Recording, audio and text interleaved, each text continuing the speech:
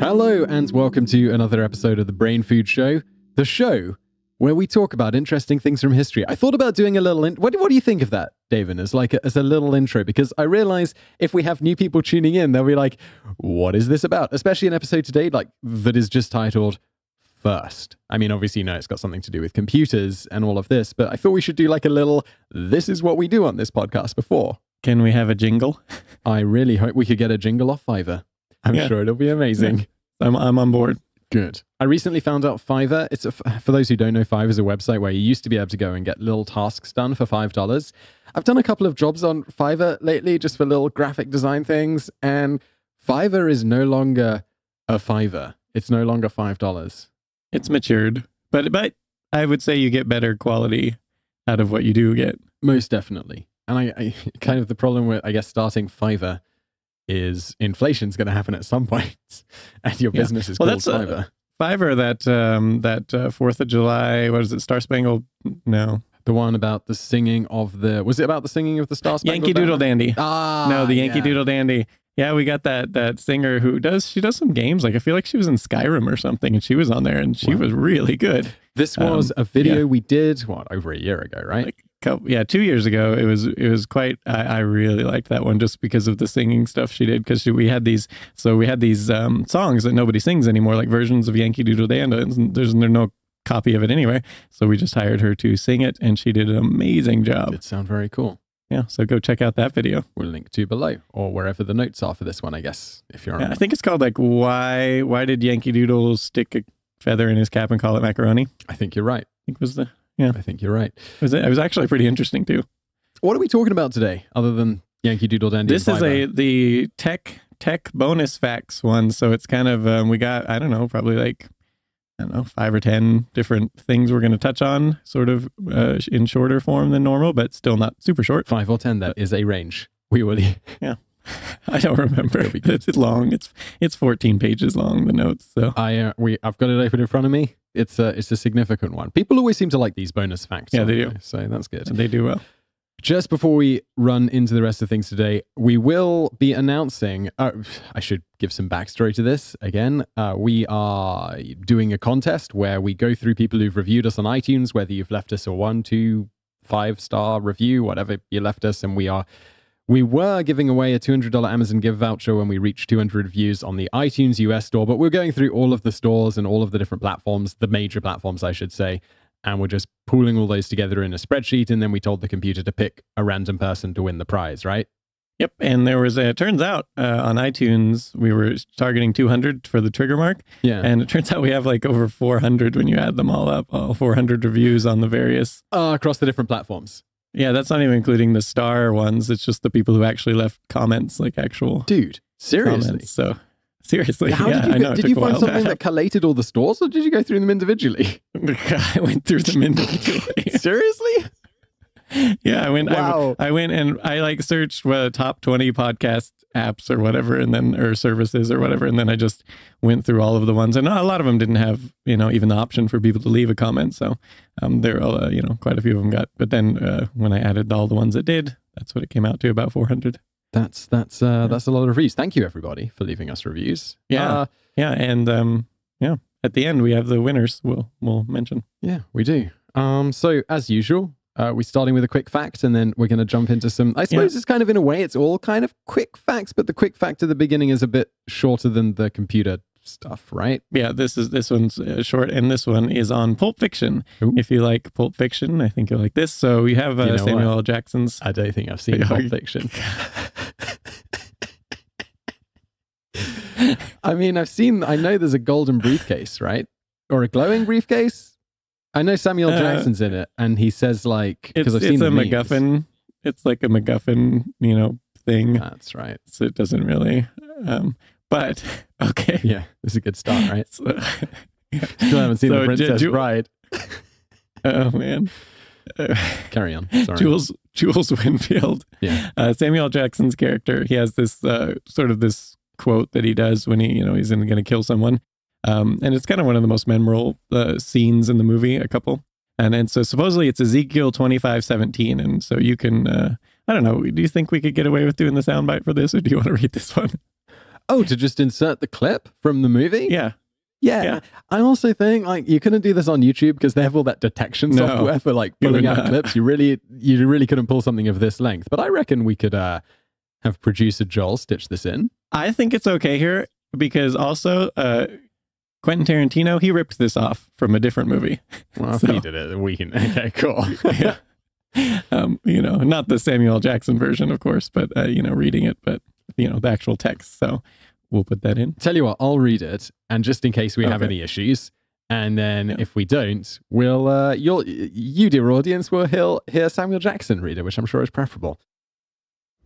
The path of the righteous man is beset on all sides by the iniquities of the selfish and the tyranny of evil men.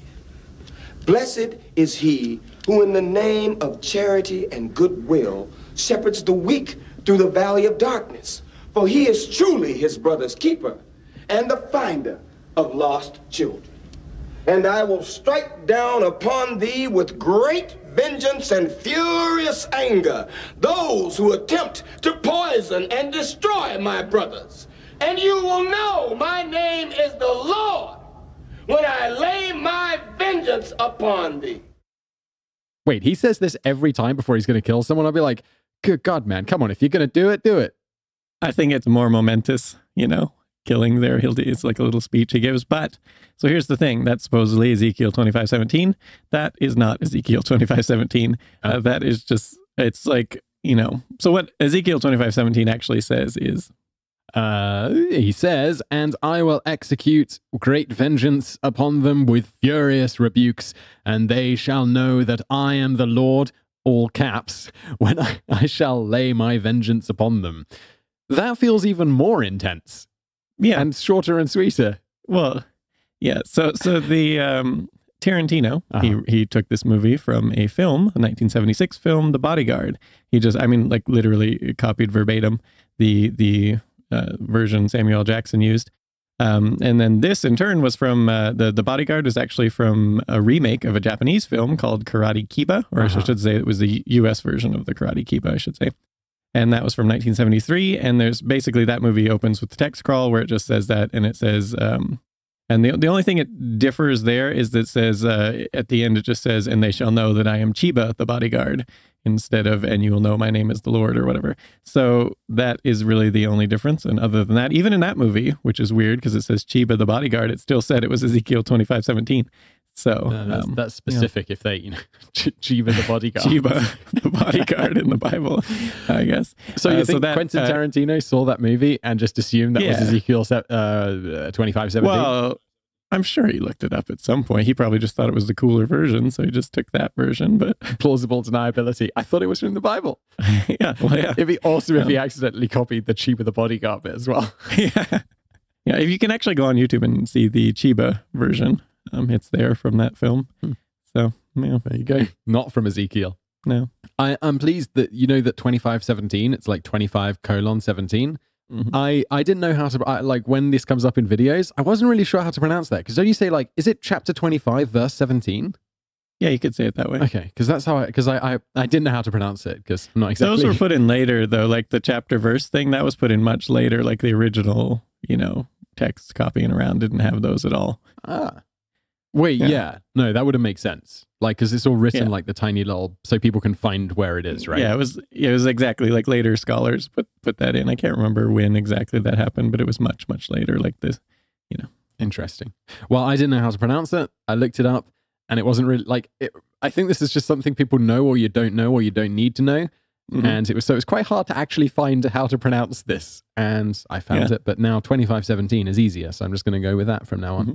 Thank you very much. Mm-hmm. Is that our bonus? Is that our quick fact? That's our quick fact. That was fun. I should go see the Pulp Fiction. I'm not a big Quentin Tarantino fan, but everyone says Pulp Fiction's good. It's good. I didn't love it, but it has its moments, especially like the Samuel L. Jackson, the last scene where he reads this, or he says this, I should say, to a guy that he's not intending to kill, and that's a good scene at the end. It sounds pretty intense. Is this the movie where Uma Thurman gets stabbed in the chest with a big needle? And that's not a thing, by the way. That's the only reason I know, because we made a video about this. They don't. That's not a thing. Stabbing the needle in the heart to but that's a thing they do in movies. Only in movies to resuscitate them. It seems extremely dangerous. Like, you don't want to puncture the heart with needles. It's important. It's not generally a good idea. I'm sure there's like probably some obscure reasons why it can be a good idea, but I feel like there was, and I've subsequently forgotten it. I feel like we mentioned this. There was like some really obscure medical thing where you might need to inject someone in the heart, but this and that particular script we had Scott from Medical Confessions, the YouTube channel and podcast. He wrote that one, so he is a longtime paramedic and was going into the details of why that's a really dumb idea. He knows his stuff. Yeah. So, Matt, do you know we have a website now? Yes. Funny enough, I do. What a coincidence. Yeah. Well, I think this is like, judging from all of our previous past episodes, you are definitely the technical guy. Yeah. Like, if anyone listened to that episode about computers, I know my way around a computer, but I'm not the technical person. But naturally, we had you set up the website instead of me. Yes. And I think this is kind of like almost the point here, because this segment brought to you by Wix, by the way. But you were like, I know how to build a website. I could build a website with like from scratch, those complicated symbols. Yeah. Like thing where, where it looks to me like someone's hacking into the mainframe. And then I could build the server. I could write the code for the server that runs the website. All right. Steady on. Listen, I could probably do that with Wix. Yeah. If I got really into it. I probably can't. You can't do that with Wix. Wix does probably not allow that functionality, just to be clear.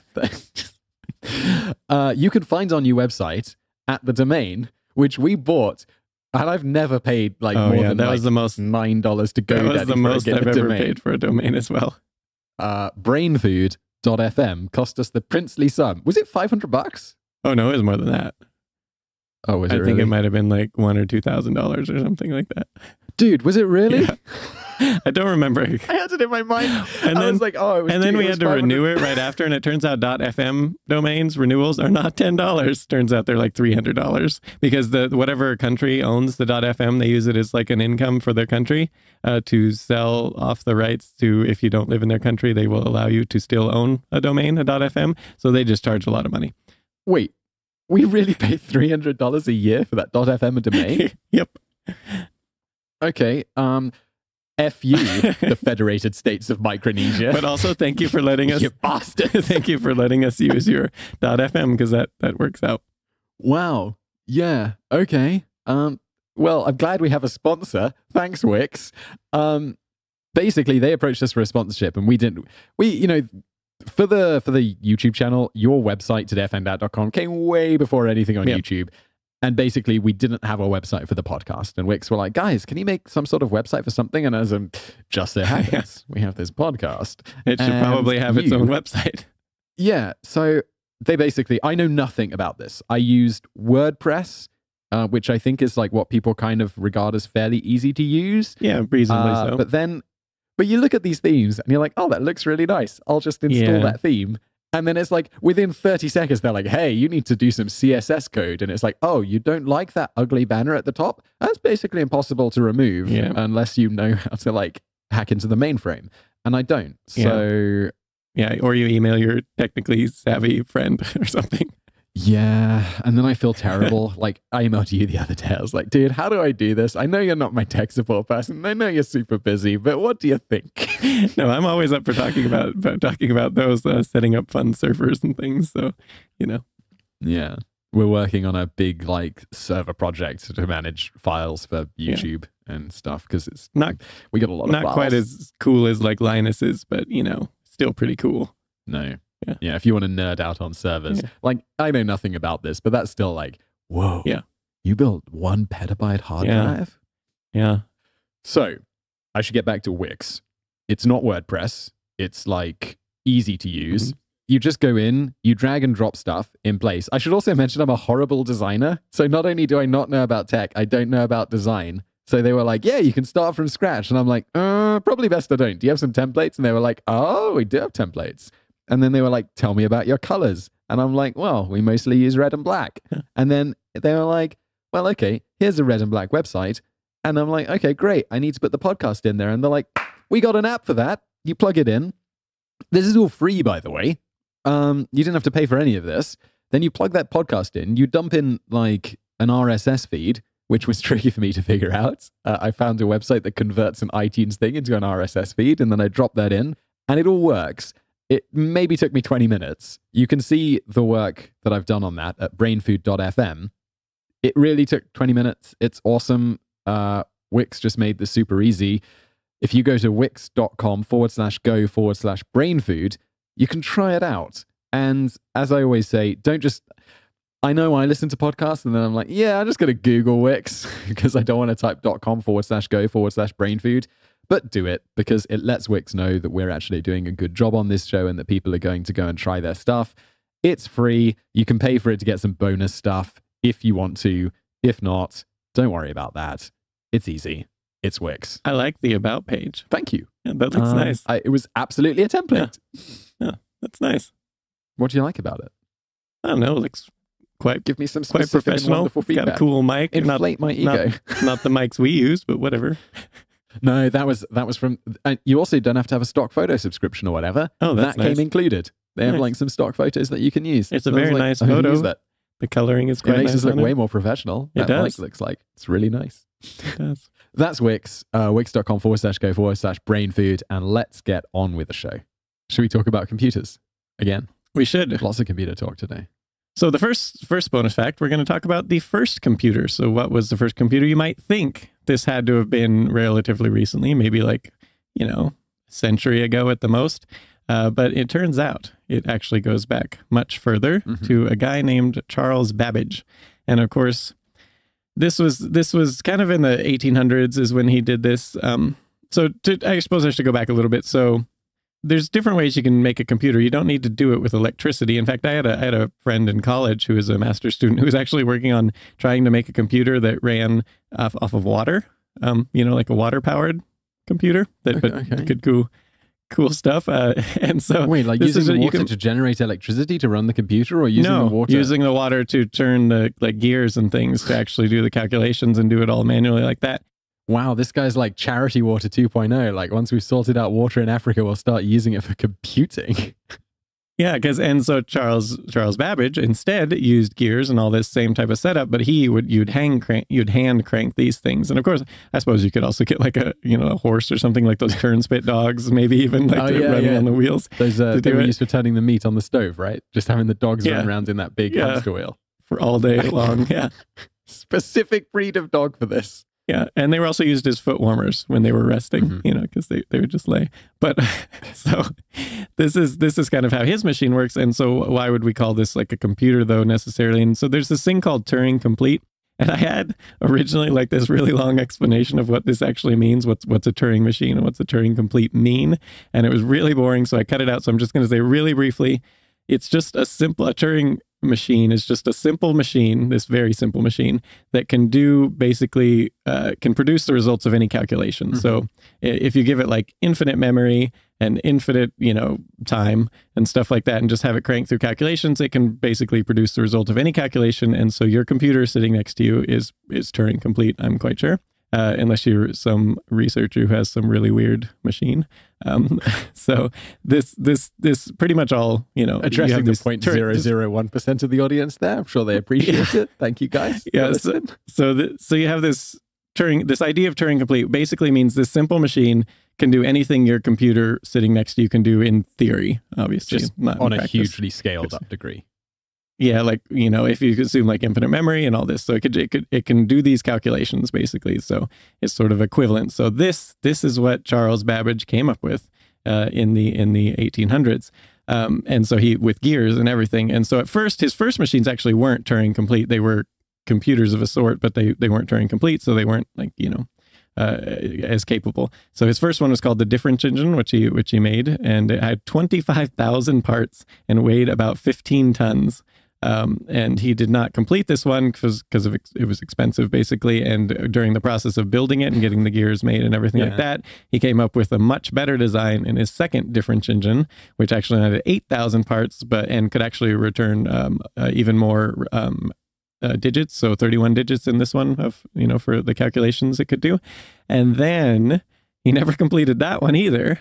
Also, he had some funding problems and things like this. And but it was shown in 1991. Finally, I think after like 17 years of working on this, some group actually finished constructing the second model of the difference engine using his designs, and they even wanted to make sure that he could have built it, like he really could have built it. So they were using methods that wouldn't. They were basically producing products that would have been as precise as he could have gotten them. Like the gears and stuff, and they completed it. It worked, and they also in 2000 eventually it was the printer for this machine was completed, so it could print the results of the work, and that also worked. So his designs were good. They worked. Wait, they actually built this like 15-ton, 8,000 part thing? Well, the 8,000 part one I think was a bit smaller, but yes, they built the second one. Couldn't you just do this on a computer these days? Like use like you would think so, software? like model it. Yeah, but this was in 1991, and they started doing it actually in like this. I think it was like in the 70s when they started building it. So then not as much. But yeah, nowadays I'm sure that's all you would do is just make a computer. It'd be cool model if you scaled that out to like the size of if it was scaled out his difference engine to like the size of the planet or whatever, and see what calculations it could do.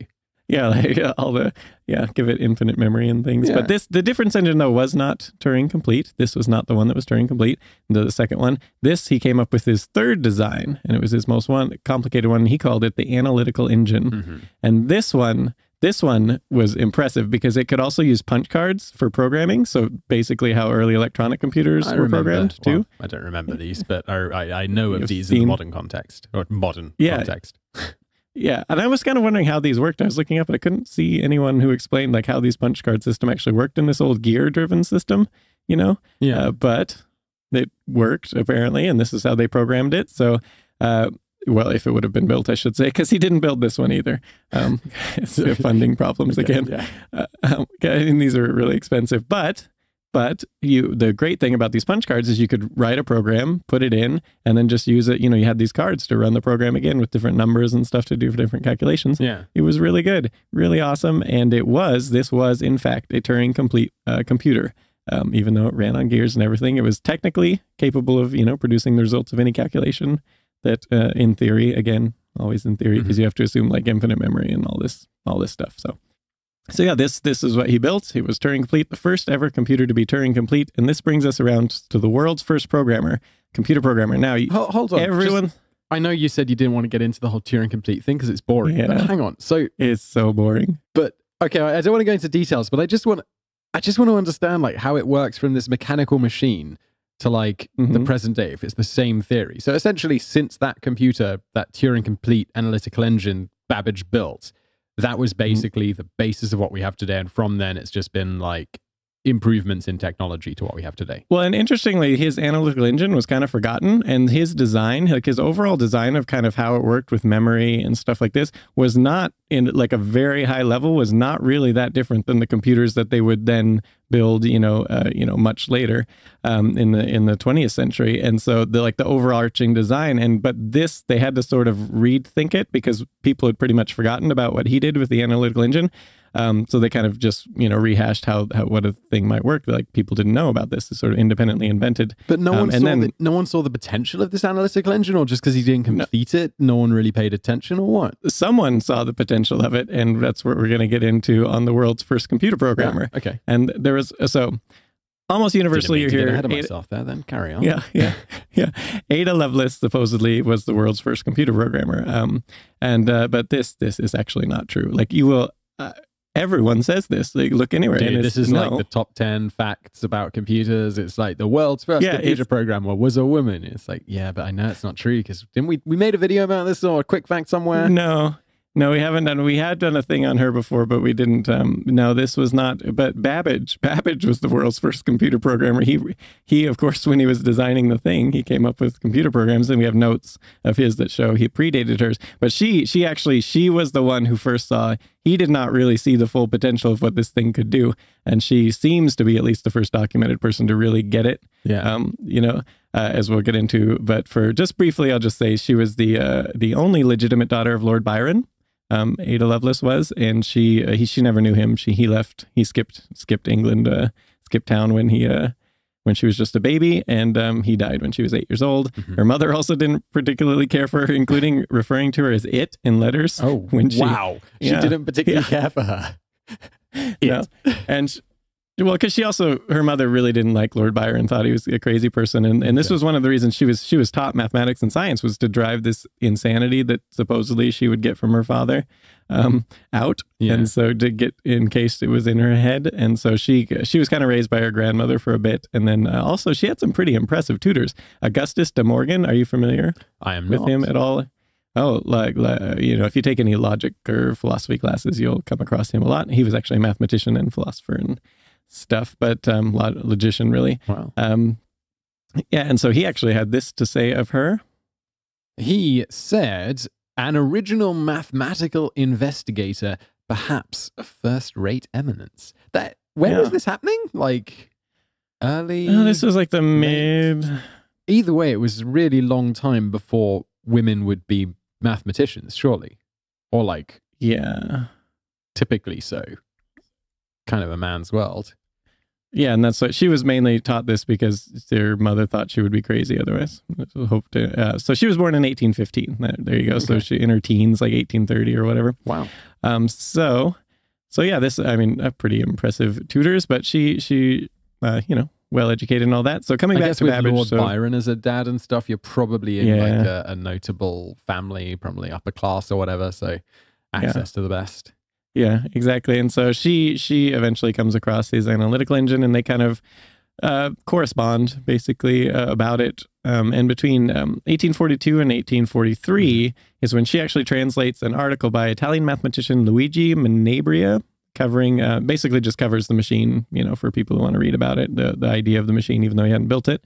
And so she translates this to English. But in the process of doing so, she actually puts her own notes in there, and they were significantly longer than the original memoir covering the machine itself. And this is where she does the supposed world's first program. And this is, I mean, she probably gets the credit because this was a very public way she did this, whereas he was writing his notes, that would only come out much later. So she writes this, and her program was to just does a sequence of Bernoulli numbers, basically. And it was a valid algorithm, totally would work if the thing had been built in the first place. So hang on, the Italian dude just wrote an article, because Babbage was British, right? I think so. English polymath. There you go. That's Wikipedia's description of him. All right. Super quick Google search. So he's English, then an Italian guy writes an article about using Babbage's machine, and then she translates it into English so people can... Yeah. Okay, cool. Yeah. This impressive lady, like Italian as well. Just throw that out there. Also knows Italian. She was, and so this is the most impressive part. So even though she may not actually have been the world's first computer programmer, she does, at least as documented cases, seem to be the first person to grasp really what you could do with this machine. So Babbage, when he was doing it, he was thinking of doing mathematical calculations, but she realized that, like, if you stepped back for a minute and just, you could do anything you could symbolize into math. Yeah. Then this thing could do a lot more than just strictly math. And so she actually writes of this. So she was kind of grasping the Turing complete thing, right? She was kind of realizing... Yeah, she was grasping like a little bit more like we have today. Like, you can play music on your computer, right? And it's really just calculations being done to produce all these stuff. And so she was kind of grasping this, and she actually talks about this. So she wrote of this, the analytical engine might act upon other things besides number, were objects found whose mutual fundamental relations could be expressed by those of the abstract science of operations, and which should be also susceptible of adaptations to the action of the operating notation and mechanism of the engine. Supposing, for instance, that the fundamental relations of pitched sounds in the science of harmony and of musical composition were susceptible of such expression and adaptations, the engine might compose elaborate and scientific pieces of music of any degree of complexity or extent. Wow, there you go, yeah. Music, relevant. Then, so computer historian Doran Swade, he actually comments on this. He says, Ada saw something that Babbage, in some sense, failed to see. In Babbage's world, his engines were bound by number. What Lovelace saw, what Ada Byron saw, was that number could represent entities other than quantity. So once you had a machine for manipulating numbers, if those numbers represented other things, letters, musical notes, then the machine could manipulate symbols of which number was one instance, according to rules. It is this fundamental transition from a machine which is a number cruncher to a machine for manipulating symbols according to rules that is the fundamental transition from calculation to computation, to general purpose computation. And looking back from the present high grounds of modern computing, if we are looking at sifting history for that transition, then that transition was made explicitly by Ada in that 1843 paper. Yeah. And so unfortunately for her, just 9 years after writing that translating that thing, she, at just 36 years old, she died of uterine cancer on November 26, 1852. That is a shame. Yeah, not good. That was young even back in 1852. And it seems young to get uterine cancer. I mean, I don't know much about uterine cancer. It seems young to get cancer, so I guess. Yeah. Unless it's like a juvenile one. Cervical cancer or something. But yeah. She was an interesting lady, though. We should do a full thing on her sometime. I feel like we've touched, I definitely knew that, I definitely knew that fact that she wasn't actually the first computer programmer, and that was kind of a myth, which made me think this has to be a TIFO thing. Like, this is exactly what we do. Yeah. I don't think, maybe it's possible we touched on it at some point because we've done 4,000 articles. Yeah. So. And didn't we do something about Lord Byron recently, and then his daughter being Ada Lovelace or something? I don't know. He had interesting, even though he never really met her or anything. He actually wrote some poetry about her and also some other stuff, even though he never bothered to actually, write her directly or anything. Kind of interesting. Was Lord Byron actually mad, or was that? I don't think so. No. I could be wrong, though. I don't know. A bit of a contrarian in the day. I think he was just a bit of a poet and was, yeah, that sort of thing. Some people maybe thought he was mad. Yeah. In his poem about her, he actually laments or hopes that she's not inflicted by his something with poetry, the love of poetry or anything. So I don't remember now, but it was kind of an interesting thing. Tell you what, but anyways. we were talking about doing following up on things that we touch on, we think would be interesting, and then we should do in future episodes. I just wrote in our follow-up note section, was Lord Byron mad? Stay tuned. Next week, we'll find out if Lord Byron was mad or not. All right, so moving swiftly on. So why in Windows machines particularly, is the C the default hard drive letter? Have you ever wondered this? Gotta say I have, actually. Yes. Well, I kind of know, when I was first using computers, they definitely had hard disks, and they had those 3.5-inch floppies. Then I think the big 5-inch floppies, was it? The kind of thinner ones that had less data on them?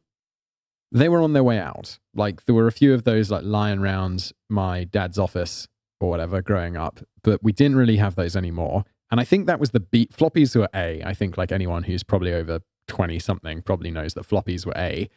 And then I think I just assumed in my mind that the big 5-inch discs were B. And so obviously C would be the hard disk. But I'm guessing this is probably not the answer. No, that's actually close, but there's amazing. There's a little bit more of a story to it that also is kind of interesting because it's kind of how we got Windows versus something else that we almost got instead. There was almost no Microsoft. Or at least not as we think of them. So it kind of goes back to the 1960s. So IBM's virtual machine operating system they had, which was, so it was a CP40 and then the CP-C MS systems. So this was they used this sort of drive letter scheme. Back then, like you say, the disks, they didn't have the hard disk. Hard disks were invented in the 1950s or so, but this wasn't common. So this was just sort of a virtual machine operating system. So you would have these virtual drives and stuff. So the point being, anyways, this was copied by the CP-M operating system created by Digital Research Inc. And Digital Research Inc. So they used it to designate. They had this drive letter scheme. I said, okay, we'll designate drive letters for these different things for their logical drives on the disk.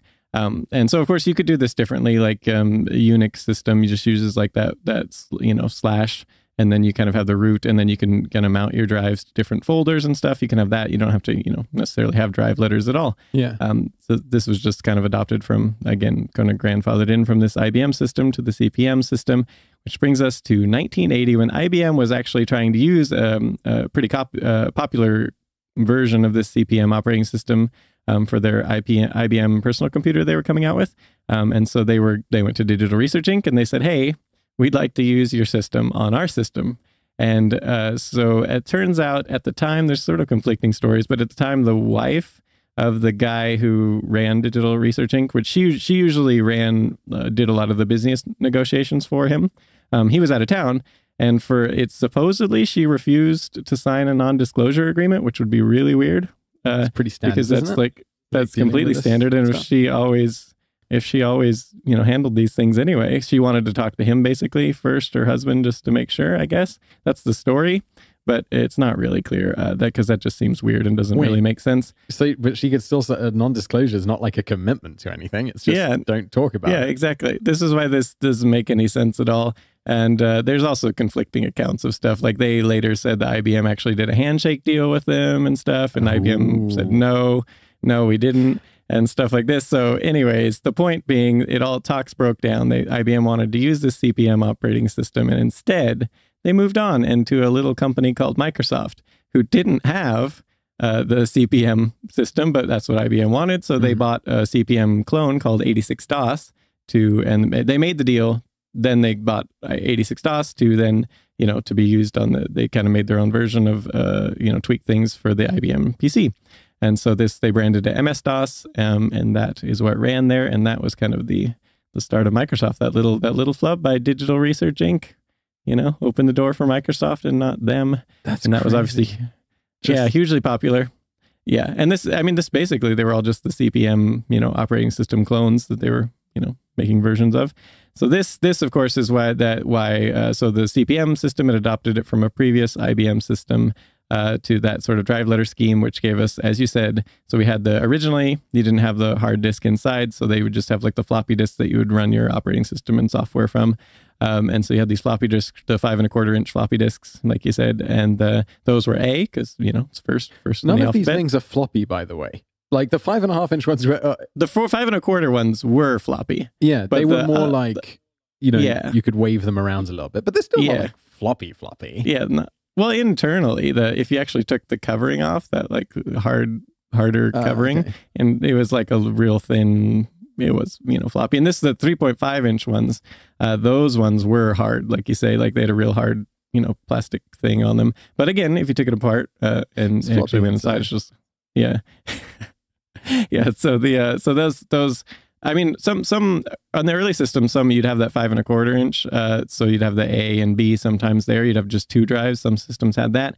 And then eventually, of course, the 3.5 inch kind of supplanted that. And so then you had the A for the 5¼ inch and B for the 3.5, and sometimes, both. But either way, then in the later 1980s, when hard drives became a thing, like a common thing, in your drives, they just like, all right, we'll just label that one C, even though it's the primary disk. So you think you might go back to A, but it was just sort of grandfathered in. And so, yeah, that's why. And then eventually we got like DVD drives and stuff, and they became D just because they were like next in the lettering scheme. And conveniently, D for DVD. Yeah. There you go. Yeah, exactly. But of course, obviously in Windows, and other operating systems, you can change stuff like that to anything you want nowadays. But for a time, software was not written necessarily the best, and sometimes that would require you to use the A, like to be the floppy for different things. So. Well, now, like I'm a pretty heavy data space user, as we've discussed our use of Backblaze and stuff in previous episodes. And I was like, I plugged in another hard disk the other day, and it's like, hey, do you want to label this F? And I was like, no, I don't use A or B. I'm going to label this one A. And so I did. And I still feel like it's a floppy disk, just a floppy disk that holds like 4 terabytes of data. Yeah, you could just make your primary hard disk A too, just if you wanted for fun. Why not? It still, defaults to C for no real And it's good not like reason, you're really but- typing, back in the day to like install programs or whatever, opening up like DOS prompts and it'd be like, I don't remember any of the commands now, but it'd be like C:\/ or whatever. You don't really need to do any of that stuff anymore. No, and I do remember like in the 90s having problems sometimes when you would change the drive letter or try to not use the right drive like type thing. Like if you tried to do like an A for your primary disk, sometimes there was software that would be like, nope, it has to go to C or whatever, like. Are you crazy? How would you use a floppy disk? Yeah, exactly. But that's not a thing anymore, really. So yes. This is a little bit off topic, but and you probably haven't because I know you wait for all TV series to be complete before watching them. But have you seen *Halt and Catch Fire* at all? No. It's set in this period. It's like semi-fictionalized, but I'm sure. I mean, it's fictionalized, but it's basically. I've only seen the first and a bit of the second season. It's really good. I don't know why I fell off, but it's basically set in like this period, or around this period, like in the 80s. And it's talking about, there's Apple releasing these products, there's Microsoft releasing these products. And basically this is like a fictional third company that's like also creating stuff. It's really good. It's very, it's kind of like the Mad Men, but for technology in the 1980s. It's in that kind of very nicely done, very well produced style. It's that was a cool time for the technology because all the technology people were kind of just doing what they wanted, like without regard to copyrights or anything or patents or anything, and they were getting away with it a lot of the time. And it felt like quite a small world like back then. Like now it seems like everyone, there's billions upon billions of things, but back then it was kind of like, Jeff at IBM, he came up with this thing and we want to do and it's like you will know each other on like a first name. It's interesting. It's really interesting. Yeah. Anyway, worth checking out. And now we're going to move on to the pronunciation of wiki, as in like Wikipedia. And so, I just said wiki, but it's not actually. I did. It's supposed to be Wiki, and I'm going to pronounce that. It just feels weird to say it that way. Yeah. Wiki is supposed to be the thing. And so this where did this come from? It's from Howard G. Cunningham, we'll get into something else he did in a little bit that's really funny. But so he created the first. Have I heard of him, like Cunningham's Law? I don't really know what it is right now, but I've heard of this. We're going to get into that, but we're also going to get into something that I saw when if it's something we've covered before, I always re-research it just to make sure for the podcast, just to make sure nothing has changed. And there's something funny with this one at the end with the Cunningham's Law. So that's come up more recently than what it is we did this piece. Okay. Yeah. So we'll get to that. But so he created the first wiki or wiki if you prefer. Yeah. So from now on, we'll only refer like when we quickly look, like when I looked up Charles Babbage on Wikipedia, I look up Charles Babbage on Wikipedia along with it, and then I'm going to look up about some GIFs. Yes. Yeah, and so he's obviously long since stopped correcting people. So he made the Wiki Web in 1995. I think you mean the Wiki. Yeah, I do. And so he wanted to call this. It was just like an editable thing. Think of like a less advanced version of Wikipedia. Yeah, that's really hard to say. It is difficult to say. Maybe this is why it did take off. Like Wikipedia. He wanted to call it something like Microsoft's Quick Basic. So but he didn't like Quick Web. Like, this didn't sound good to him. What's Quick Basic? I don't even remember. Yeah, just some Microsoft product. Is it like programming, like Visual Basic? Quick. Dude. Or is it like an actual piece of software? Quick Basic. Simon, is this the programming language that Microsoft came out with in the early... Dude. Oh. Yeah, it is a compiler, IDE, or integrated development environment for the basic programming language. So, boom, there you go. It was the IDE, so sort of like a proto Visual Studio or something. Okay, and looks as crappy as you might imagine from you're looking at web shots of it, screenshots. Visual Studio is amazing, but that's not looking amazing. So he wanted to do something like that, but he didn't like Quick Web. So when he was in Hawaii one time, he saw this bus. And it was called the Wiki bus, and the doubling of it just makes it like very quick instead of just quick. And so he liked this, and so he thought it's like a very quick web, So he went with Wiki Web, and that's apparently the pronunciation. And so that's kind of what he went with. And then people kind of shortened it to just the Wiki, just the single thing, because that's the CGI script he made was the name of the file, basically. It was just the single instead of the double. And so it quickly stopped being called Wiki Web and just Wiki. And so this was what he made, and that's what it was supposed to be pronounced, but everyone just said Wiki because it's easier to say. And so this brings us to the Cunningham's Law. So if you would like to read that. Yeah, okay. Here, the Cunningham's Law states that the best way to get the right answer on the internet is not to ask a question, but to post the wrong answer. That's how right they are. That is so true. So this first appeared, so 2010, a New York Times article is where this first appeared. Not in the article, in the comments of the article is where this appears. So a guy named Stephen McGeady, who is, he actually used to be an executive at Intel. And so he leaves this, so the article was basically people were looking for if there was any like novel laws like that that were out there, like Murphy's Law or Godwin's Law, which I like Godwin's Law a lot. It's also very true on the internet. If you'd like to read it. Oh, yeah. Okay. So, as an online discussion grows longer, the probability of a comparison involving the Nazis or Hitler approaches 1. And I think as YouTubers, we can absolutely attest to this fact. Both of these, and as fact, people who do interesting facts, that the Cunningham's Law is true too. So we could do some research on this. We could go through the comments on some of our more popular videos that have absolutely nothing to do with the subject. Search through the comments, like when they get up into the thousands or the tens of thousands of comments. You can just search for Hitler or Nazi. Someone's going to be calling someone a Nazi. Yeah, exactly. So, especially on YouTube. Oh, yeah. So McGeady says of this Cunningham's Law, he basically describes it as Cunningham's Law was, to quote, he says, named after Ward Cunningham, a colleague of mine at Tektronix. This was his advice to me in the early 1980s with reference to what was later dubbed Usenet, but since generalized to the web and the internet as a whole.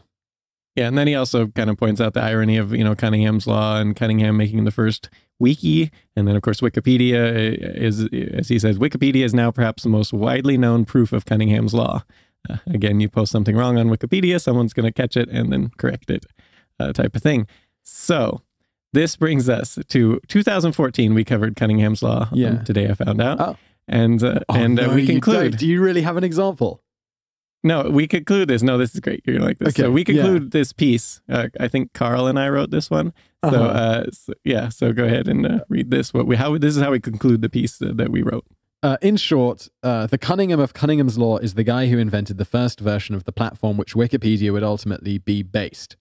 The law itself began as advice he gave to people in the 1980s, and the only reason we know of it today is because someone he mentioned the idea to talked about it in the comment section of an article online. We're going to be honest, we're kind of hoping Cunningham at some point comes out and claims that he was misquoted or never actually said that. This brings us to a year later in 2015, which Cunningham posts a video on YouTube that says, I never suggested asking questions by posting the wrong answers. This is a misquote that disproves itself by propagating through the internet as Cunningham's Law. This is extremely meta. Yeah, exactly. So yes, he did indeed say he never came up with Cunningham's Law. And it's just funny because it was in an internet comment in the first place that someone posted Cunningham and credited him to this. So it's just quite, that's hilarious. Wait, so in a way, he's this is twisted around in my head. So someone said Cunningham came up with this, and basically Cunningham's like, in a comment that's thread. Wrong. This is the right, in a comment. Yeah, someone said that, and then that became a thing. And then we in our article were like, we're going to be honest, we're kind of hoping Cunningham at some point comes out and claims he was misquoted and never actually said that. And then he did a year later. Wow. And it's, still Cunningham's Law. There you go. It's now named. Yeah. It's still named after him, even though he says he never says it. Amazing. But quite funny. Although maybe he did say it and he's just forgotten because, there was, a few decades ago. But that ruins the irony of it. So yeah, it does. It would if that's the case. But anyways. No, so now, this is too wonderful to not be true. Yeah. Yeah, so now we're going to the rights to Tetris were originally owned by the Soviet Union. I think I'm familiar with this. I can't remember why. Wasn't it one of their programmers who programmed it or something? Like he was working for the government or something? Yeah, it was Alexei Leonidovich Pahitnov, I assume. Yep. Yeah, there's a lot. So he was It's working probably not with Pajitnov, but Pahitnov, probably. Yeah, And then Dmitry Pavlovsky and Vadim Gerasimov, who ported it to the IBM PC, but it was the Pahitnov. I'm just going to call him Alexei because that's easier. So Alexei, he was working at the Dora Denitsyn Computing Center, maybe? I thought I'd take some pressure off you and have a go at bad Russian pronunciation. The DCC. Yeah. So he was working there, and it was basically a research center in Moscow. And you know how names are like taken from one language and taken to another? So like, you might have like Peter, it'd be like Petr or whatever, like in a different language. Maybe we could just do it. So we've got the Dora Dichning Computer Center. We could just come up with alternate English names, just make them up. So this would be the Dorawood Computing Center. Yeah, you don't often see a D and an N, or like an N following a D like that. No, you'd need I feel like there should be a vowel in between. Maybe the D is silent or something. Doran, I don't know. Anyways, so he was working for them at the time, government funded. So when he came up with Tetris, and so the Soviet Union, they had the rights to it and he did not. And this became extremely popular in the USSR because they gave it, it was a government funded thing. So they just gave the game away for free to anyone in the USSR, Eastern Europe. And then this sort of spread to Western Europe and then North America by 1987. And at this time they decided to basically, the Soviet Union said, all right, we'll put together a company to manage the rights for this because other countries should pay us for using this, like any company that wants to make this game, because lots of people are making money off this. So they do this, but they weren't. Excellent example of communism working well. Yeah. So they weren't good at collecting royalties, ironically. They were really bad at it, actually. So an example of this somehow. Yeah, the British Andromeda Company. So they were sort of negotiating the rights to get rights to sell rights to the game, right? And so this is what they were doing. But they started selling it anyway before the deal was completed, but then the deal fell through, and so they didn't actually acquire the rights. But as no one had stopped them, they just continued selling the rights to the game, even though they never actually acquired the rights to sell the rights. And so this was fine. Nothing untoward happened. And so this, eventually 1988, of course, was when, you had the NES version and stuff like that. So, and over 2 million copies of the game sold in the US alone that year.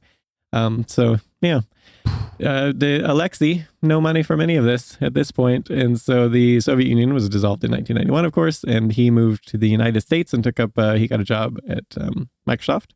But he still did not have the rights to his Tetris game that he had created. But finally, in 1996, they were granted to him. And he set up a company, and then he's actually quite strict about the whole Tetris thing. Like if you try to make a Tetris knockoff, you're gonna get sued if you don't get those rights, even though games like that had been around before, FYI. Similar games, I should say. So anyways, but now he can't make anything too close to Tetris. Yeah, and if you get like even in the ballpark, you expect to get a nice notice. Because I've got a game on my iPhone called Super Brick, which is very much like Tetris. Yeah, I'm sure if it's still there, they probably got the rights, granted through the Tetris company, which is run by him, and so now it took him over a decade to get the rights to the game, but I'm glad. Good. Yeah, that sounds fair. He's probably a little overdue. It does. Yeah, 2 million copies sold. Wow. Yeah, that had to sting a little, No doubt. So then we're moving on to how spam came to mean junk message. And so everyone thinks, or I should say a lot of people think this is it's like fake meat. So you got fake messages. So that's probably how it came about, but it is not. It was from the 1970 Monty Python's Flying Circus skit is where it actually came from. And so in the skit, they're in this restaurant and they're ordering stuff, but everything on the menu devolves into spam. You have spam in the States as well, the canned meat stuff. Yeah, this is a thing. Like I was thinking this skit, perhaps they were referencing the fact that in after World War II, so there's a huge food shortages in Europe. And so the US, to try to help out, sent Britain like a lot of spam, and this was Thanks, obviously guys. not well. Delicious. Yeah, exactly. not the best. And so anyways, everything on the menu in the skit, devolves into spam. And so we can probably play a little skit of a group of Vikings who were in the restaurant at the time singing. I'm sure we can pull that and insert it. It's only a few seconds. Spam, spam, spam, spam, spam, spam, spam, spam, spam, spam, spam, Yeah. And so this, of course, drowns out any conversation. And this was the whole point, like the whole thing, the Vikings screaming, singing this spam thing, and drowns out conversation. And so in the early chat message groups, this was kind of the thing that would kind of happen. And it's not really clear like who was the first to make this connection, because it kind of happened in a lot of places. And obviously a lot of these chat things, I mean, no one was documenting, no one was like doing printouts of the chats and stuff, and they just don't exist anymore. But we do have some documented evidence of like the first sort of hard documented one was there's this thing called MUDs, and they were multi-user dungeons. Basically, it was basically like a really advanced chat board. Yeah, like a chat room, but like a really primitive Sims Online, like if you want to think of it that way. Well, I didn't know there was something called The Sims Online. I definitely know of Second Life, which is like is that still around? I don't know, but it's like an online virtual world. The Sims Online is now which makes perfect sense because The Sims is like the perfect environment to have something like this. Yeah, well, I'm sure like this might be an old name for like this The Sims, and at some point online got dropped off because no one says online because everything's online. Yeah, so maybe. That's probably... Well, no, it was. I would have thought it was originally that... Did you play the original Sims? That was an amazing game. I didn't know. Oh, dude, the original Sims, this is like a solid part of my childhood. Like building houses and stuff. Anyway, and then it's like, it's just completely like real life, except it moves a whole lot faster. So it's like very satisfying. You're like, hey, you got promoted again. It's like, woo, if only life was like this. This was amazing. And I think the original was called The Sims. And they had like, The Sims 2, 3, 4, 5, 6 or whatever.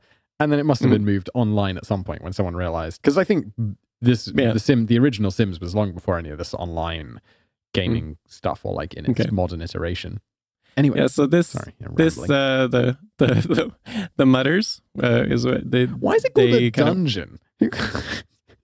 Like, what should we call a wonderful place to interact online? A dungeon.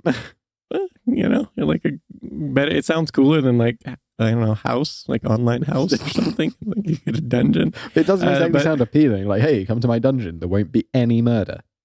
You got these are nerds, they're playing Dungeons and Dragons and stuff. That's kind of I reckon you're on something cool.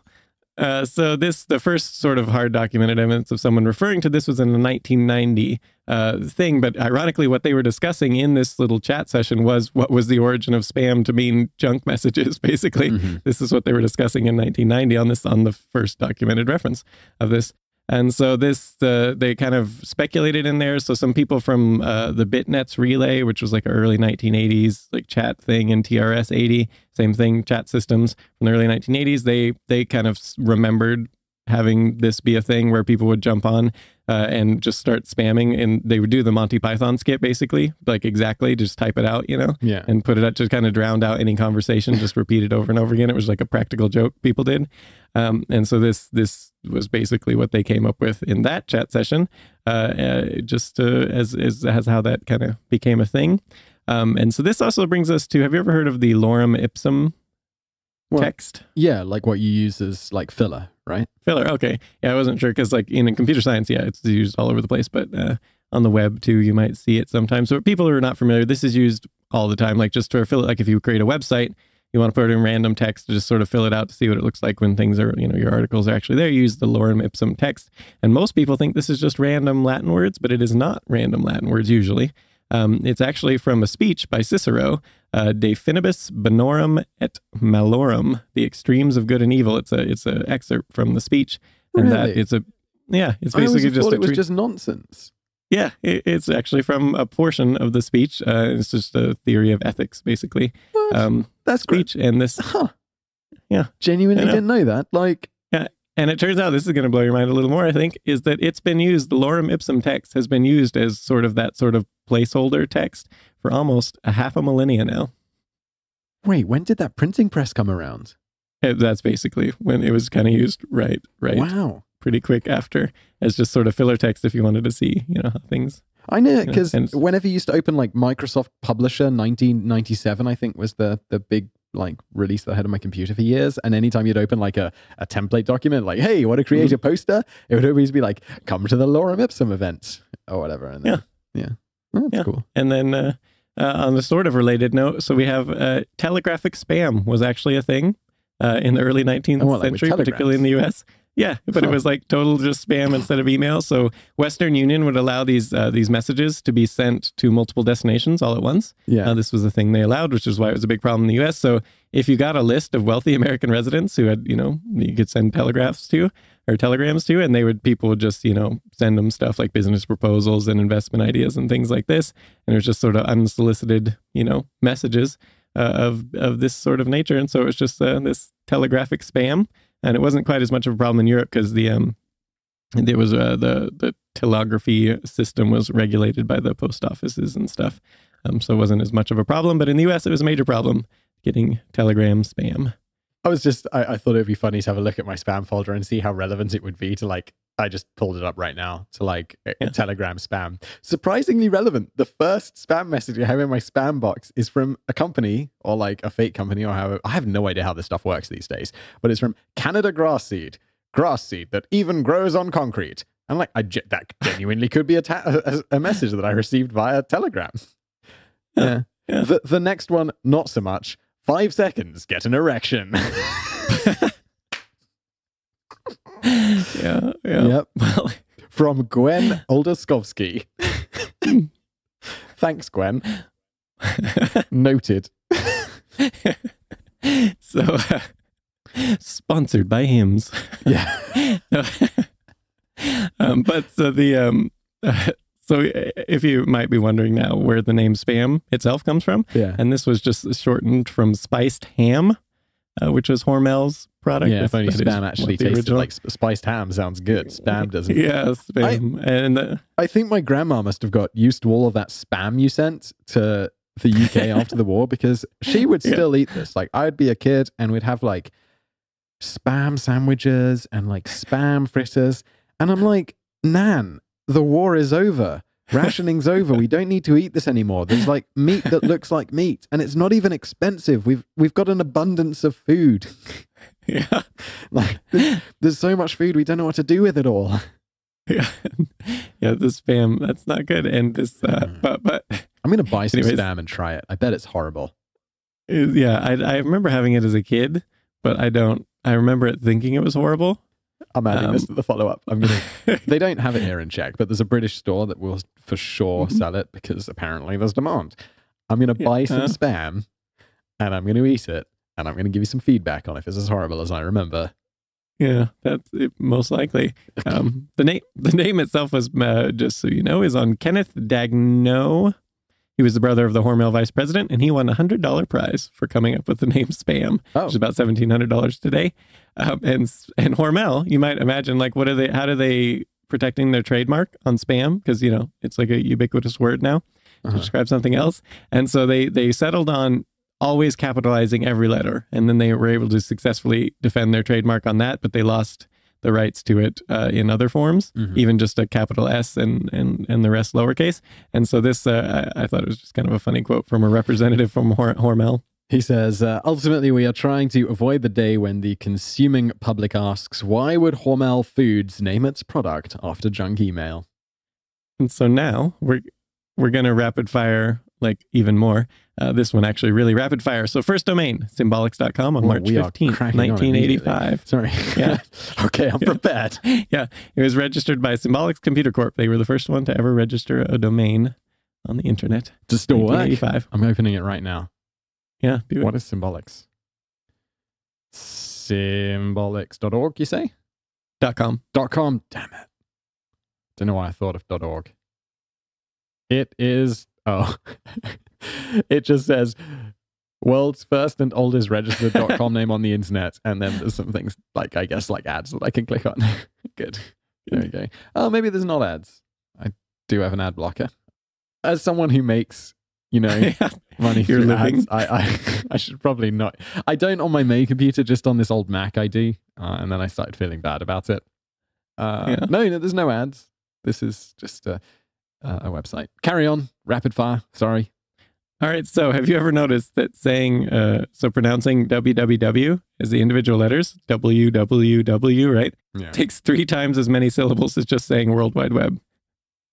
Oh, yeah. Oh, yeah. There's 3 syllables. Just, that's dumb. I'm going to go for the movement of just calling it wah, because that's very fast. Yeah. So the word internet, it actually has been around since at least 1883, and it as a verb and an adjective to refer to interconnected motions. And then, of course, a century later, to describe a fully interconnected network. Just because I can't, I feel like amazingly my grandma's going to get 2 mentions in this one episode. When I was a kid, I was looking, she had like old books, like old people have. One of them was an old dictionary, and I was looking up this was a decade ago, 2 decades ago, and I was looking up modern words in an old dictionary. Computer was in there, and it was like someone who's like, I think it was a data entry person. So like someone who's used to put data into like a system. I was like, that's what a computer used to mean. I was like, that's weird. Yeah.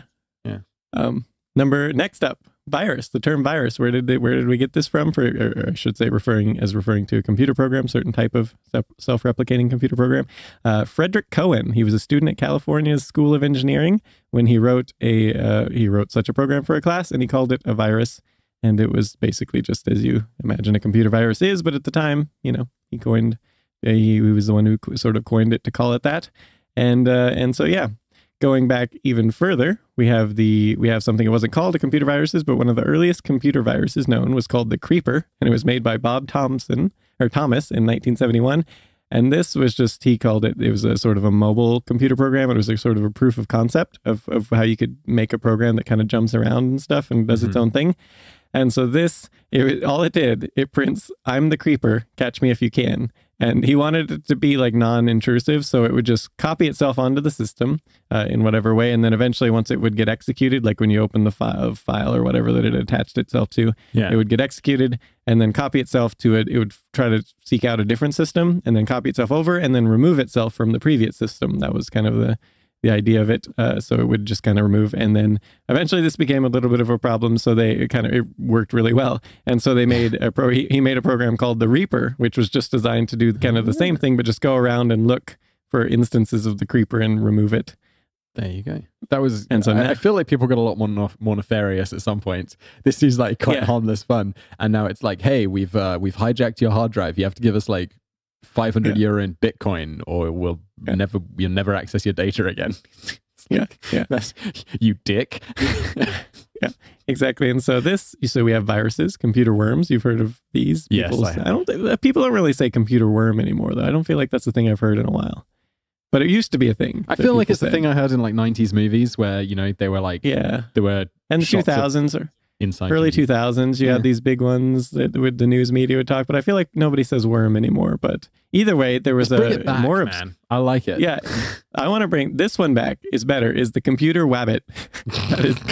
It's lost. That one's no longer used, but it used to be just this. It's sort of like a virus, but instead of infecting like host programs or files and stuff like that, and then executing when you open it, this was just like a bit of software that would kind of run on there that would just multiply itself constantly until your system ran out of resources. Okay, rabbit. So yeah, and they of course the wabbit was probably from Elmer Fudd version of things, and so this was what it was called, and this was it's just sort of fallen out of favor. No one talks about the computer wabbit version of things, but this, if you weren't, did you know rabbits are induced ovulators, so they can get pregnant? I didn't even know what induced ovulation is, so enlighten me. This means when they mate, this induces the ovulation in the female, so you don't need to like get the right time of month type of thing. Like if you're thinking like a human, you don't have to hit that. It's just literally the act of mating induces the ovulation, which then they get pregnant really easy is the point there.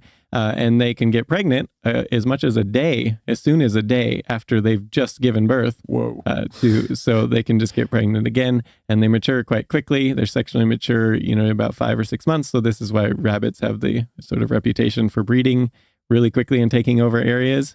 And even though they don't actually mate more than a lot of different animals, they just get pregnant really easy, and they produce a lot of babies and mature quickly, which we talked about in that hamster video. That's even quicker. That was only like a couple months or something. So wow. Yeah. What the induced ovulation? That seems like a much better way of doing it. It does, doesn't it? Yeah. What's up with that? Yeah. But I suppose if you're like a rabbit that could get eaten and stuff all the time, you want to be able to get pregnant faster. Whereas if you're like a human and you have like a brain, you don't necessarily need to have that pressure to Oh, I mean, reproduce instantly. We're definitely more successful than rabbits as a species. But that induced ovulation, that seems pretty smart. Yeah. Like, I mean, I don't know if that's actually a good thing, because then there'd be a whole lot more unwanted pregnancies and births and stuff. But but that's only a problem because our society's come so far in a way. It does. You got to think the tampon manufacturers and stuff like that would be all on board with this thing. Yeah. That wouldn't be good for them. But in any event, the contest winners, we're on to that. Oh, okay. This is the end of the... Yeah, the computer wabbit was the last. I just thought that's a fun term, and I bring it back. You know, I love I do like the ones where we go through like a big story. Like I always think of Burke and Hare, which was one of my favorite episodes, where it's like you go through all of these, like, you know, this whole story of these guys' lives and them killing all these people. It was a really dark episode, but it was really good. Yeah. But I do like these bonus facts ones where we just rattle through a few like fun things, because these bonus fact ones are so hard to prep for, though. Yeah, I know. Because there's so much to look up and verify, and then just like as you're talking about it, like, all right, I actually, this one before, like, we had this problem with the last one where I didn't put a header on each thing, so I was like, what am I even talking about now? Going to the next one. But this one had little titles, so I could just cue, okay, yeah. And then I feel bad because I'll ask something like, hey, what does that mean? You'll be like, damn it, Simon, didn't I go deep enough? Didn't I go deep enough? Contest winners. Yeah. Okay. Do you want to read number one? Yes. Congratulations, Sean Allison, who he left it on Castbox. Yeah, See, we are equal opportunity contest winner. I was worried that when I ran it, that it would just be iTunes, because iTunes is the majority. But there was a lot from the other as well. But it was just iTunes was still the dominant. I was worried it would be just iTunes, but no, Castbox. Congratulations, was the first little random thing, and this is Sean Allison's review. It doesn't have a star system, so he doesn't give us a star, and he says, "Oh, it might be negative because there's a lot of exclamation marks and question marks." But he says, "How can you not have watched The Princess? How can you not watch The Princess Bride? Question mark, exclamation, exclamation, question mark, exclamation, exclamation, question mark, exclamation. You have been so sheltered, Simon. Absolutely love y'all. I drive for about 10 hours a day in the US and listen to y'all's programs on the YouTubers and the podcast." Well, Sean, congratulations. You have won a $200 Amazon gift card.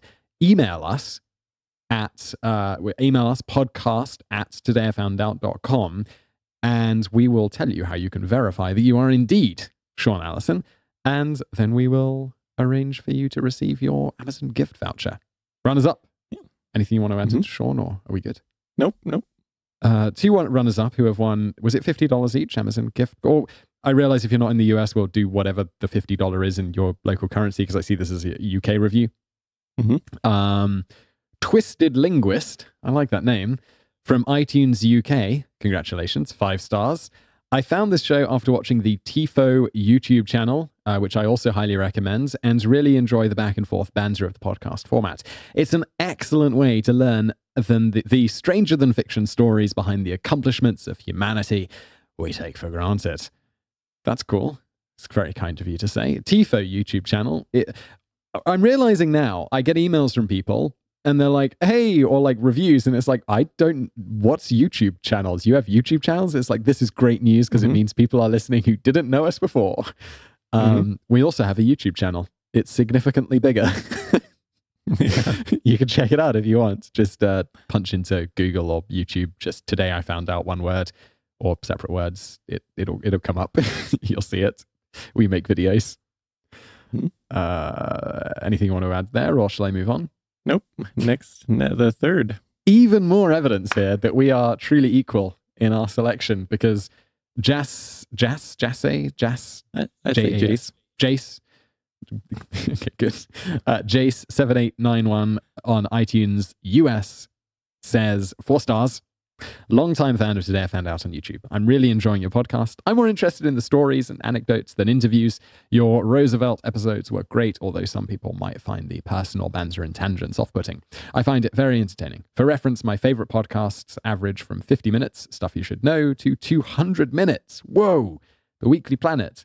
That whoa was me. I didn't even know that was 200 minutes is long. Like hardcore history long. No, that's even longer. So we don't do interviews anymore. So maybe that'll be 5 stars now. What do you think? Yeah. Yeah. You should edit it, or she should edit it, whoever. Yeah. Yeah. So Twisted Linguist and Jace7891 email us podcast. What? That should be the test for Jace7891. Does verify this is really Jace7891 in email. You have to change it to 5 stars. You don't have to do that, Jace. We appreciate your review. Email us podcast@todayifoundout.com. We'll verify you and get your vouchers out to you. Congratulations, everybody.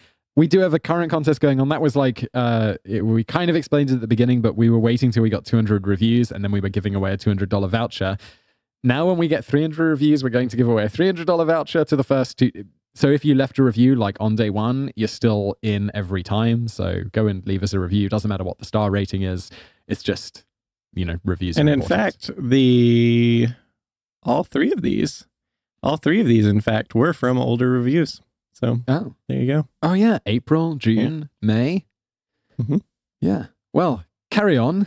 And yes, how many reviews are we at now? It was like 215 or something. On iTunes, US is what we're using as the sort of the trigger point. But overall, we're at like 400 across all the platforms in the major countries. And that's a lot of reviews. That's a lot of reviews. Thank you, everybody. Yeah. So, got a bit of other discussion. What do we have coming up? So if people want to go this particular podcast, the tech history one, there's quite a lively discussion going on about the different keyboard stuff. I was going to read some of it, but you could just go check that out because there's actually quite a few people are chiming in on their experiences with the different Dvorak and different ones besides that. It's quite interesting. This is on our forum, which... Yes. Are we allowed to talk about the website yet? Or is that kind of under wraps until... like the new podcast website? We should wait? Yeah. Okay. Yeah. Well, tease that for next time. Exciting news about our website. Yeah. But for now, you can find that at the regular website, just todayifoundout.com, and then just click on forum and you'll see where we discuss stuff like this. And in the future, secret website project. Go on then, move on. Swiftly. Falconerd rings in again. Falconerd also the superstar comment on the forum that we read last time. So he has something else to say. We should get he's quoting me. We should get an intro where we have a nice sounding man or woman. Simon, you are that nice sounding man. That's why you have a GPS soundboard. That's true. I do. Patreon supporters, if you're interested in that, patreon.com/todayifoundout. If you support at like a certain level, I think you get the GPS voice of Simon on a Garmin or a TomTom, right? Yeah, I think it's like $10 or something like that. Yeah, if you're interested in that, go check it out. I think I like podcasts where they're introduced by someone else though, like because it feels weird, like if it's like a pre-recorded segment and then it kind of rolls into the same person talking, just like because then it's like it should be like a really awesome woman voice. I think like a cool jingle in the background. Right? Yeah, totally, and like a cool jingle going on. Yeah, it does. I don't know if it feels a bit like cheesy in radio though. Like, hi, welcome to the radio station. We're Simon and David. Have you ever noticed? I don't know why they became Australian right then, but every single fitness podcast out there on anything to do with fitness always has this like really hardcore 1990s rock and roll like thing going on. Like I everyone is really loud. Looked up anything about fitness. I know you're really into this, but it's like it's not like even good stuff. It's like the more of like the 1990s style, and it's just every single one. And I've always thought that was interesting. Like I don't know. Maybe they know their demographic, I guess. Or maybe it's someone does it once, and everyone's like, "Wow, this podcast's really good." So we must use it as inspiration, and then they're also using everything as inspiration, even the bad things. Yeah. It's not good. It's not a good thing to listen to, especially in headphones and stuff. So listen up, podcasters. We've been doing this 6 months. We know what we're talking about here. Oh, Kenneth Pride. Yeah. He says, I can no longer listen to Simon in good conscience. He is a cultural carbuncle and needs to be flogged to death. Unsubscribed. Is this because if this is because there's a few things. No, I haven't seen The Princess Bride, and I don't like The Wall by Pink Floyd. I should see The Princess Bride. That is true. I stand by the fact that The Wall by Pink Floyd is bad. And I went and listened to this because I was like, I remember this being bad. And so the whole thing was on YouTube or whatever. It's bad. I don't like it. I mean, it's not objectively bad. People like it. I'm sure it's well reviewed. I don't like it. And I feel that there's a defensible position. It's not very good. Anyway. Well, as long as you like The Princess Bride, I suppose. Although at this point, everyone's built it up so much, they could be like, really? Yeah, I know. I gotta see it. Okay. Yeah. I did watch Ocean's 13 again this weekend, so I really should be finding the time to watch The Princess Bride if I can find the time to watch Ocean's 13 for the third time. Yeah. Has Dami seen it? You could do like a date night or something. No, I don't think she's seen it. Yeah. We should watch this. Okay. Yes. Cecilia Spears comments. Are these from the forum? This one's from YouTube, I think. Okay. How do I read that? No. No, we should definitely do the Star Wars Darth Vader. I don't think I've seen that. I've only seen one Star Wars. I didn't like it. I'm not joking. I saw one. I haven't seen any of the new ones. Any of them, even the 1990 ones. 1990s, early 2000s. And I saw one of the ones from the 1960s, 70s. Who cares? It wasn't very good. God, I'm really going to put off no one's going to listen to this podcast anymore. I'm literally offending everyone. I mean, you've got to run the gamut from people who like The Wall by Pink Floyd to Star Wars fans. And I know you're extremely passionate. You're going to be the person who's like, Simon, I can't in good conscience make this podcast with you anymore because you don't like Star Wars. Okay. So I don't know what that is. That where he falls off the platform after killing Darth Vader or something? No, this is the joke scene that like in the horrible, the genuinely horrible third one, which was actually the best of the first, the remake 3. The prequels, they're bad. I know one of them has someone called Jar Jar Binks in it who took a lot of flack. That was the worst. Then it got a little bit better. And then the third one was okay, but there was some scenes like this one where Darth Vader steps off his little thing and he's like, does his little no yell. And it sort of became an internet meme because it's ridiculous. And then George Lucas, he went on the Return of the Jedi, put that exact same no in the like the great scene, the genuinely great scene where Darth Vader like picks up the Emperor and then tosses him out to kill him, and they put that in there. Yeah, he puts in the no thing going like in the I think it was a different audio actually, but it was the same basic thing. And he puts that in and it like completely ruins this like really good scene. The soundtrack right there is amazing. The whole like the drama of the scene, and then he puts that little no in the like the updated awful things. It's like one of those things that just ruins like it totally ruins the entire moment. Yeah, like, exactly. That's another thing because that I didn't learn about this till later because I'm not American. I didn't know that 555 wasn't an area code, but apparently this is something. And now whenever I see it in movies, I'm like, really? You couldn't just get a fake number or just buy a mobile phone and then be like, okay, no one's ever going to ring this. Or even like just offer, like just dial a random number and be like, hey, can we give you $10,000 to use your phone number on our movie? Yeah, no like, one's ever going to call it. Yeah, because you'd be like, okay, sure. Because even if people call it, just get a different phone number. Totally worth the money. Done. Speaking of other things, the no, have you heard of the Wilhelm scream or the Wilhelm scream? Are you familiar? Yeah, we're gonna cover this. Oh. Don't spoil it. Okay, I didn't know we were going to cover this soon. That's stay tuned. Apparently. So where was I? Cecilia Spears.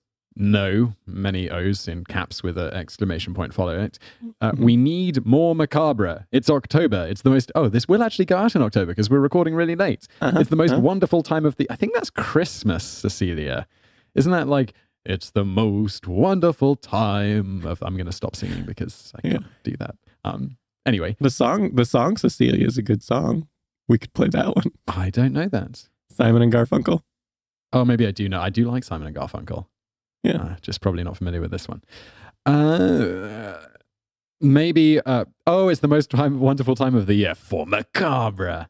Or someone said I can pronounce it macabre, I think was another one. Yeah, there's different people at different groups. There was definitely an argument going on as to which was correct. And I think it's just one of those that different area regions, people say it differently. Okay. Well, I'll pronounce it however I please. Macabre. It was a bad joke. Maybe on Today I Found Out we can have more. Please, Simon, I'm begging you. There's nothing more dignified about me being on my proverbial knees. Please, Simon, with sugar and psychopaths on top. Well, I believe there's good news about this, right? We are at this request. I read this. I was like, yes, we will do one more right now of the Macabre Part 4, which is coming up in a few days. We'll probably, right before Halloween or something, publish it probably. I do. This is good. I do have to bring up again. Like, Cecilia is definitely a woman's name. What's it with women and macabre? We've discussed this before, but you think, yeah, murder and death. That's kind of a guy thing. No. we had a commenter, or I should say, a lady emailed us with a very long. I was reading. This was a good thing. It was, I don't know, probably like 2 pages long, explaining exactly why. Yeah. And, other things. Yeah. So we'll probably bring that up at some point. But yes, the next week we will do one more for Halloween. Lovely. Cool. We're on a schedule. It's 22nd today. We should get cracking. Yeah. Yeah. All right. This was fun. I like I like the bonus facts ones. Mm-hmm. Subscribe, do all those things, leave us a review with the contest, say hi on social media. Hashtag BrainFood Show. You're at Today I Found Out 1, right? I don't know why do you have 1 on the end? Because someone had the Today I Found Out, but they weren't using it. But I was like, whatever. This was back in like 2009. Yeah. Can't you claim that somehow? No, probably not, because, I don't really, it was like 2009, so it's like, today I found out 1, who cares? This is my hobby. It's not going to go anywhere. Yeah. I also feel like, Donald Trump's one is like real Donald Trump. It's like, wait, was Donald Trump taken? You're the president. Can't you just lean on someone? Yeah. Anyway, even I managed to get Simon Whistler. I don't feel like I need real Simon Whistlers. Yeah. Anyway, that's it for today. Leave us a review, do all that good stuff. Check us out on YouTube, wherever you check out what else we do. And thank you for listening. It doesn't exactly sound appealing, like, hey, come to my dungeon, there won't be any murder.